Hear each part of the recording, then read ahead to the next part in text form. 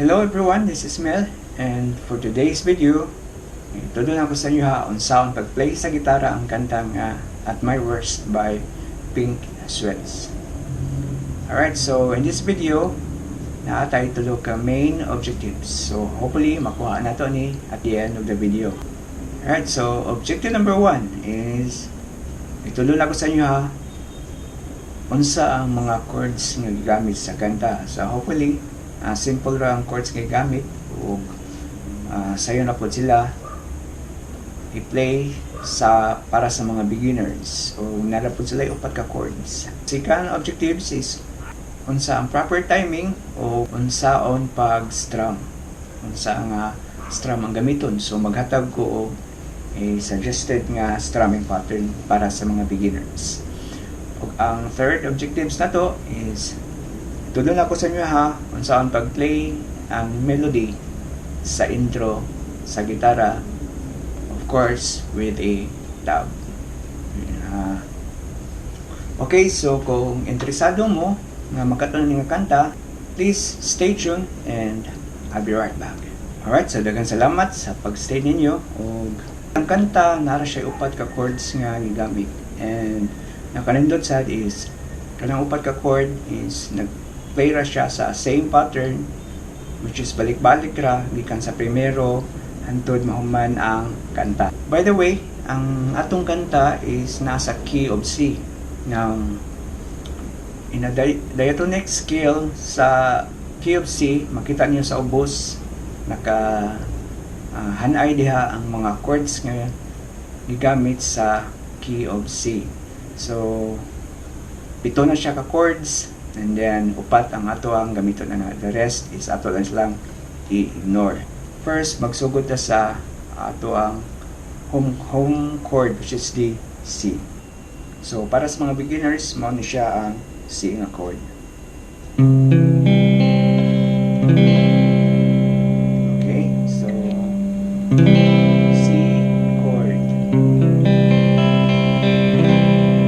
Okay, so refer lang sa chord chart na makita ninyo sa gilid sa kanta.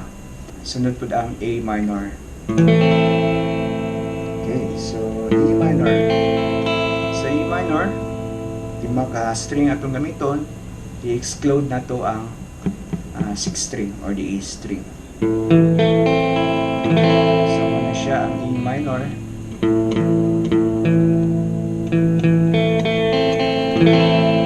Okay, so refer lang gihapon sa chord chart ninyo makita sa gilid. After sa A minor, proceed ta sa D minor. Alright, so muna siya ang D minor. So D minor chords, pagka chord na sa itong gamiton, ayun, lead string ang 5th ug ang 6th nga string. And after sa D is proceed ta sa last chord, which is the G. Okay, so sa beginners, ano siya ang G. Pero kung kabalin mo sa other G, which is this one, much better. So G ang chord. Okay, so mora na ang upat ka chords nga itong gamiton. Once again, C, followed by A minor, and D minor, then back G, and back to C. Okay, so mao na ang mga chords sa kanta nga At My Worst. Sa timing sa kanta is actually dali ra siya, and then nakanindot po niya is same ang iyang timing every chord, which is atong buhaton is mag-count lang ta og 4 counts every time nga mo-play ta sa chord. So we mentally sa atong una-una mag-count lang ta og kaupat. So inano ni siya para ato siyang ma-catch up. Okay, so C, mag-count ta og 4 counts. Okay, 2, 3, 4, A minor 4 counts, 1, 2, 3, 4, D minor same, 1, 2, 3, 4, G, 2, 3, 4. Alright, so muna siya ang timing sa kanta. Strumming pattern. Ako ang suggested nga strumming pattern is mao ni siya is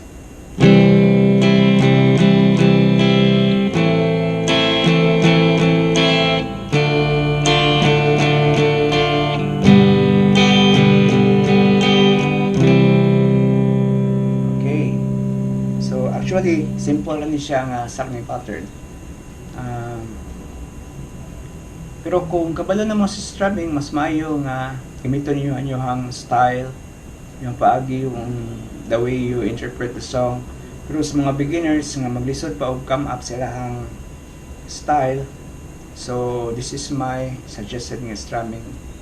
Dali ra siya, inaniyon lang. Down, up, ayun, tulog ka down.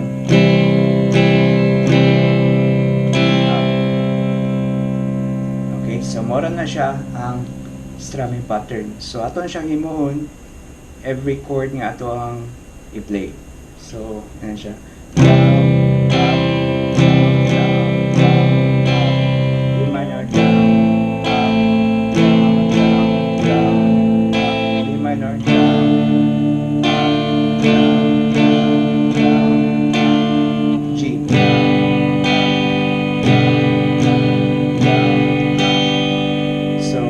Context sa kanta, mahimo na siya yung nani.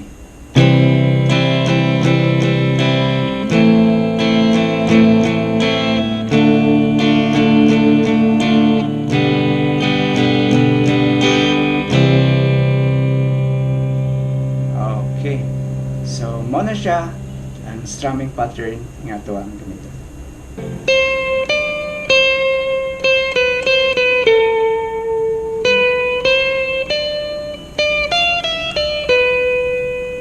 Sa kanta is first note na to is there is a bass string or second string 13 fret. So mo na to ang first nga note.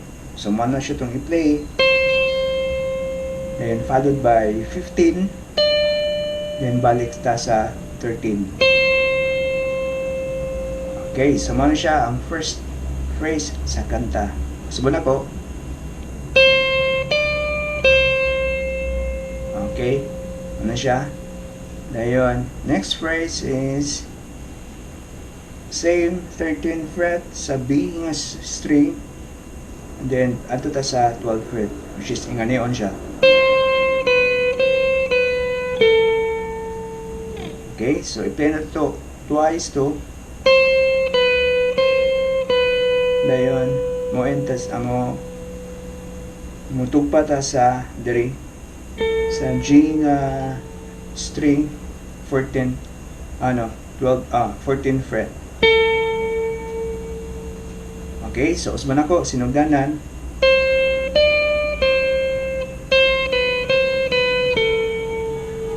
Okay, mo na siya ang second phrase. Now third phrase. Okay, so mo to siya ang first o second phrase. Now third phrase is which is padunta sa D minor. And yun siya pag-play.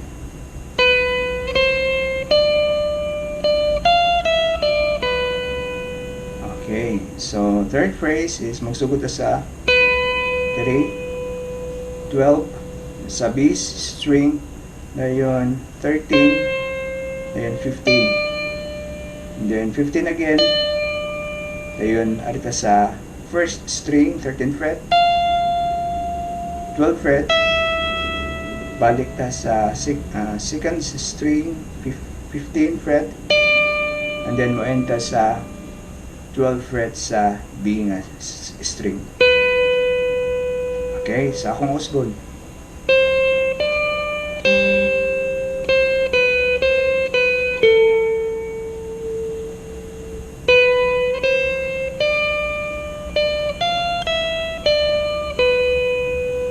Okay, so muna siya ang melody sa kanta. So kung makita ninyo, very easy. Sayo na gid kayo. Now, kung maglisod mo, pag-play ani sa diri dapita sa inyong gitara,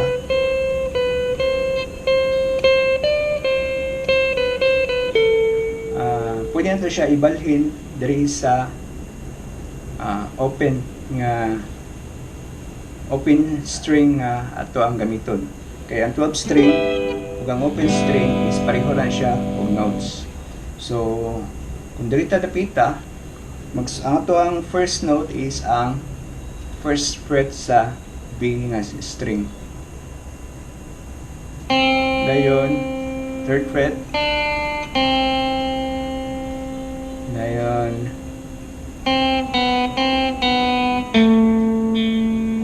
tugpa ta dirita mulan sa second fret sa tuang G nga string. Dayon open first third, dayon once again third fret, dayon first fret sa is string, open back to third, dayon mo enta sa open nga B string. Okay, akong Osborne.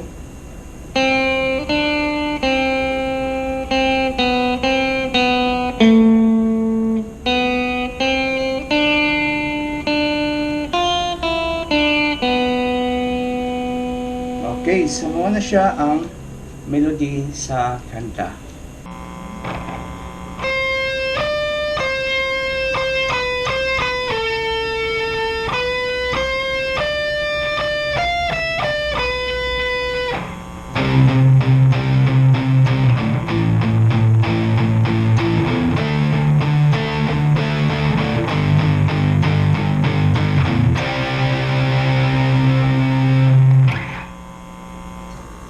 Alright, so kung manotice niyo kay electric guitar man ako gigamit, so gitake advantage lang po nako ang paggamit sa ako ang gadget or ako ang guitar effects. So nigamit ko og distortion nga effects para at least ma-maximize na to ang ato ang instrument ito. So kung paminaw ninyo akong performance na siya rhythm section akong gamit is distorted nga gitara. So ako pa siyang itudlo o actually power chords lang siya nga gigamit.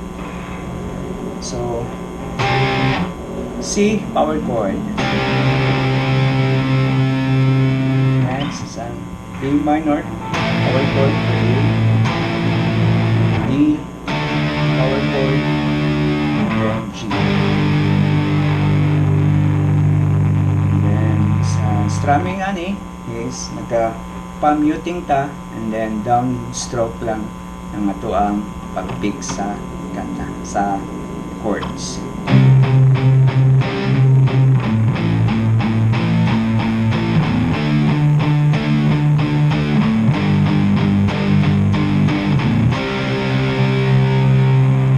Okay, so muna siya guys. So dahang salamat sa inyong pagtanaw. O I hope nga namoy nakatunan sa aning video. And kung namoy mga pangutana, comment lang, or kung napod may mga suggestions, please write lang sa comment section. So that's it. So that's all for today, and salamat kayo sa inyong pagtanaw o pagpaminaw sa kuha. And please do not forget to like and subscribe my channel. Labi na kung niabot mo dali dapita. Daghang kayong salamat, kung Osborne. O once again, salamat. See you in my next video. Thank you.